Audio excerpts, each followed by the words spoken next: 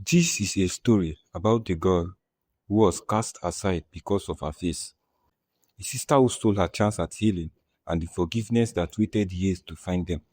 If you haven't watched part 1 of this story, please pause this video now and click the link in the description to the part 1, because what you're about to see will not make sense as it continues from the foundation laid in the first part. Thank you. It happened on a Saturday morning. Adanna was preparing to go to work, her hands already gathering the tools she would need for the day. She had 2 clients booked before noon. Both women paid well and on time. It was indeed going to be a good day. Then Chioma appeared in the doorway. Her voice was soft, too soft, the kind of softness that did not belong to her. "Adanna, please," she said, her eyes wide with what looked like remorse. "I've been so cruel to you. Can can we talk? Just the two of us at the backyard by the well." Adanna froze in shock. Chioma had never apologized. She had never even asked to talk before. She always felt talking to Adanna was below her. She had stolen, mocked, belittled, and laughed at Adanna, but never once looked at Adanna with anything close to regret. But here she was, soft, apologetic, almost human. She considered for a moment telling her sister to wait. Her client would be here soon, and the money was important. But Choma had never asked to talk, not to talk of apologizing. And somewhere beneath the years of hurt, Adana still wanted to believe that her family could love her, that there was still hope for her to be seen, truly seen by the people who were supposed to love her first. So she cancelled her appointment with her client. She told herself that peace with her sister was worth more than any amount of money. Adana should have known better. She should have remembered every lie, every cruelty, every moment her sister had reminded her that she was not enough. Her sister could not suddenly become remorseful. She should have noticed that everything looked fishy about this. The right decision would have been to turn away, walk out the door, and never look back. But she didn't. So she will have to face the consequences. The walk to the backyard felt strange. The compound was quiet, too quiet. The usual early morning noise was absent, which was very abnormal. The well stood at the back. Its mouth was dark and scary. Adana had never liked that well. Even as a child, she had avoided it. The bucket and rope that had once hung there were gone, removed years ago after a neighbor's goat had fallen in. No one used the well anymore. No one had any reason to go back there. So why had Choma chosen this place? A warning flickered in Adana's mind. The well was isolated, hidden from the house by the drying clothesline and the old storage shed. If something happened back there, would anyone know? She knew the answer, but she refused to believe. She pushed the thought away and she tried to remain optimistic. Choma was her sister, her blood. However cruel she had been, she would never do something like that. But another thought came. Choma had already stolen 3 years of savings. She had mocked Adana's face, called her ugly, told her she would never be beautiful. What was a push compared to that? What was a well? No, no, no, no. She would not believe it. Choma had said she wanted to talk. Choma had said she was sorry. And Adana had waited so long to hear those words that she was willing to ignore every instinct, screaming at her to turn back. She kept walking. Chioma was already there, standing at the edge, her back to Adana. She turned slowly, her face soft, her eyes wet. "Thank you for coming," she said. Adana's heart ached. This was what she had wanted. This was what she had prayed for. A sister who saw her. A sister who was sorry. She took another step forward, and another. The thoughts came again, screaming at her to stop. The well was too close. Choma's hands were hidden behind her back. Nothing about this felt right.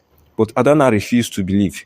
She held on to that 1%, the silver of hope that her sister had finally changed, that the years of cruelty were over, that Choma had brought her here not to hurt her, but to heal something between them. She stepped into her sister's open arms, her eyes closed as they embraced, her body relaxing for the first time in years. Choma's arms wrapped around her tightly, and Adana let herself believe that this was real, that her sister had finally seen the pain she had caused, that something in Choma had changed. Sorry, Chioma whispered against her ear. I'm so sorry for everything. For the money, for the words, for everything I've done to you since we were young. It will never happen again. Chioma continued, her voice trembling with what sounded like genuine remorse. I will be better. I will be the sister you deserve. I promise. Adanna's throat tightened. Tears pressed against her closed lids. She didn't know when she started crying. The tears came silently, slipping down her cheeks, soaking into Chioma's shoulder. Years of hurt, years of longing, of wishing for this exact moment. All of it poured out of her in a rush she could not control. She did not notice that her feet had left the ground, that Choma had lifted her up effortlessly, as if she weighed nothing at all. She was lost in the moment. The well, the backyard, all of it faded away. Nothing mattered now except her sister's arm wrapped around her, her sister's voice in her ear, her sister's promise to change. Then, Chioma let go. Adanna's eyes flew open, her feet searching for solid ground, and found nothing. Nothing but empty air beneath her. She fled, her hands grasping for Chioma's dress, for anything, for anyone. But Chioma was already stepping back. Her face had changed.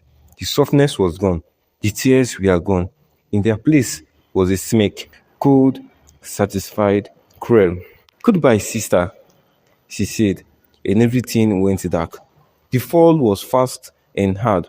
The darkness swallowed her whole, as if the world has been waiting for her. Above, Chioma Siuto was no longer there. She had gone, abandoning her to die. She hit the wall first. Her back slammed against rough stone, the jarred edges tearing through her thin dress, scraping her skin raw. She bounced, twisted, fell again, her hands reaching for anything, anything, but found only wet moss and crumbling rock that broke away under her fingers. Then her leg snapped as she landed at the bottom. The bottom of the well was filled with water. It was cold and shallow, rising around her hips. She lay there for a moment, gasping. Then she screamed, "Help! Someone! Help me! Please!" Her voice bounced off the wall, multiplied, distorted, came back to her as a thousand desperate echoes. She screamed until her throat burned, until she had nothing left. No one came. She screamed again, louder this time. "Please! Anyone! I'm down here! Please! Help me!" There was only silence. No face appeared at the rim of the well. No voice called back. No rope descended. She was alone. She was left to die by her own sister.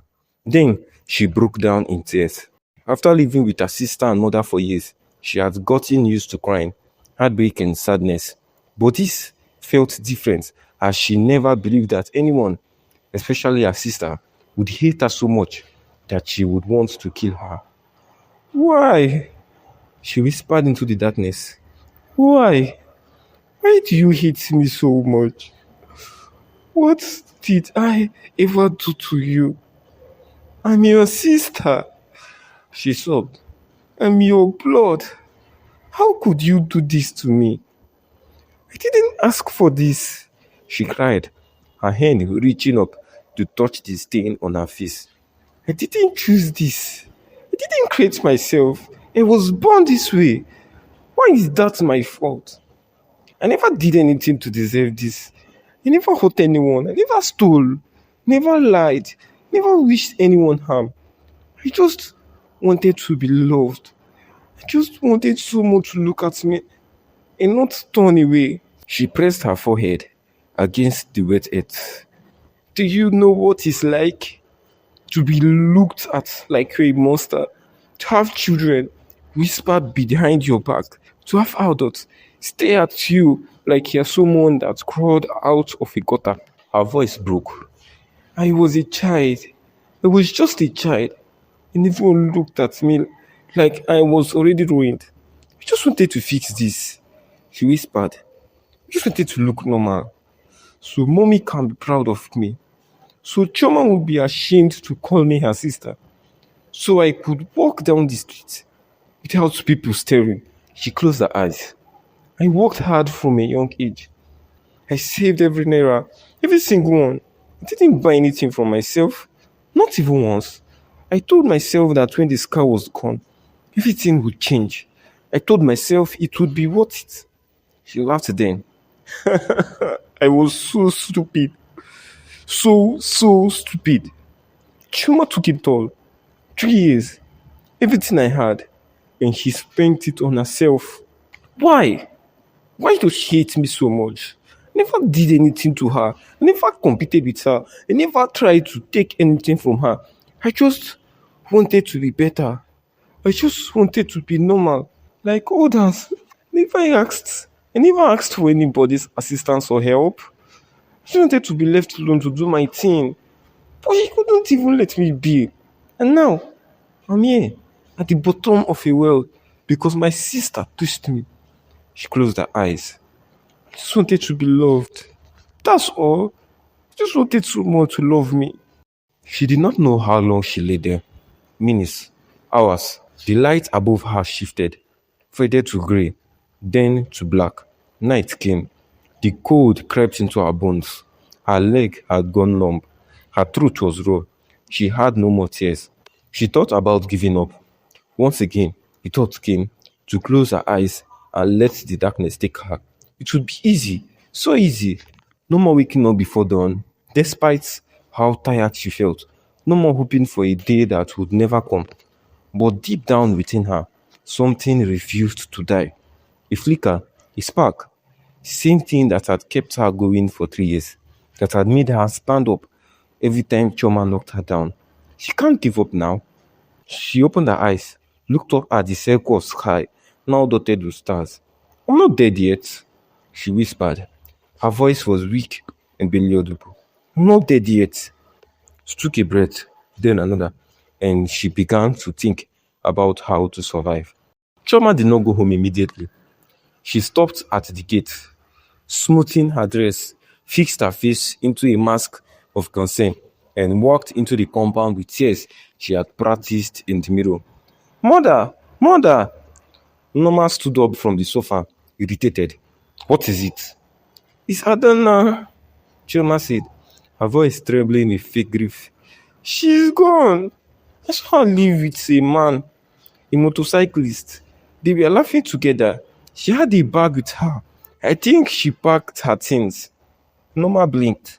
No shock, no panic, just a slow, tired exhale. Finally, she said. Chioma stopped pretending to cry. What? I said finally, Norma repeated, leaning back into the sofa cushions. Chioma stopped pretending to cry. What? I said finally, Norma repeated, leaning back into the sofa cushions. That girl has been nothing but a burden. That face of hers, ugly, so ugly, stained like rotten fruit. Every time I look at her, I remember that I carried something cursed in my womb for 9 months. Choma's eyes widened, not with horror, but with delight. At least now, I won't have to see that disgrace walking around my compound. Let her go wherever she wants. Let her be someone else's problem. She turned on the TV. Choma smiled. You're not worried? Worried, care. Norma laughed. I'm relieved. Maybe now I can finally be proud of both my daughters. Oh, wait. I only have one daughter now. Choma's smile widened. She had expected resistance, questions, maybe even a search party. But this was better than she could have imagined. Her mother was not just indifferent, she was grateful. There's something else, Choma said, lowering her voice. Before she left, I saw her hiding a tin box, a new one. I think she had been saving again. Norma's eyes flickered. How much? I don't know. But she was always holding money. You know how secretive she was. Norma sat up slowly. The television still played, but she was no longer watching. Well, she said, her voice cold and practical. She abandoned us. She ran away with a man. Whatever she left behind is out now. Find that box. Choma nodded. I've already looked in her room. It's not under the mattress. Then look harder. Turn the room upside down. She couldn't have taken everything. She left in a hurry, didn't she? Chioma smiled. She did. Ken, find it and bring it to me. Chuma spent the next 3 hours tearing Adanna's room apart. She pulled the mattress off the frame. She overturned the small wooden table, emptied the wardrobe, throwing clothes across the floor. She checked under the bed, behind the door, inside the pillowcase. Nothing. Frustrated, she kicked the wall. Where did you hide it, you ugly witch? She screamed angrily. 3 days later, Choma found it. She had been passing by the back of the compound when she noticed a loose stone near the old storage shed. A place no one ever went. She knelt, pulled it out, and reached inside. Her fingers touched metal. She pulled out the new tin box. It was heavy, full. She carried it to her room, hands trembling with greed, and opened it. Stacks of naira notes, neat bundles, more money than she had ever seen in her life before. Choma sat on her bed, counting, arranging, smiling. Her sister had walked herself to the boat and saved every time. And now it was hers. She walked to her mother's room, the box in her hands. Mama, she said, her voice sweet and innocent. I found it. Norma's eyes widened when she saw the box. She took it, opened it, and her face broke into a smile. The same smile she had never given Adanna. Good girl, she said, pulling Choma into an embrace. This is why you are my daughter. You take what belongs to you. That evening, mother and daughter went to the supermarket. Choma bought 2 new designer bags, one for her, one for Unoma. She bought gold earrings, 4 pairs. She bought shoes, expensive ones, the kind Adanna had only ever seen in shop windows. Unoma bought a new television, a new sofa, new wrappers in bright colors. She bought a gold necklace for herself and matching earrings for Choma. They laughed as they spent the money. They ate at a nice restaurant, ordering the most expensive things on the menu. We talked about how beautiful Choma looked in her new earrings, how the neighbors would envy their new furniture, how life was finally good. Neither of them mentioned Adanna. Neither of them wondered where she was. Neither of them cared. At the bottom of the well, Adanna laid in the cold water, her broken leg throbbing, her stomach empty. She did not know that her money was gone. She did not know that her mother was sitting on a new sofa, wearing new wrappers, laughing with the daughter who had pushed her into a well. She only knew that she was alone and that no one was coming to save her. What should Adanna do next? How will she come out of the world? Find out in the next episode of The Scarred Girl, dropping next week Sunday at 6 p.m. Have you ever had anybody you know who was treated horribly by their family member? Share your experience in the comment section. Thank you for watching.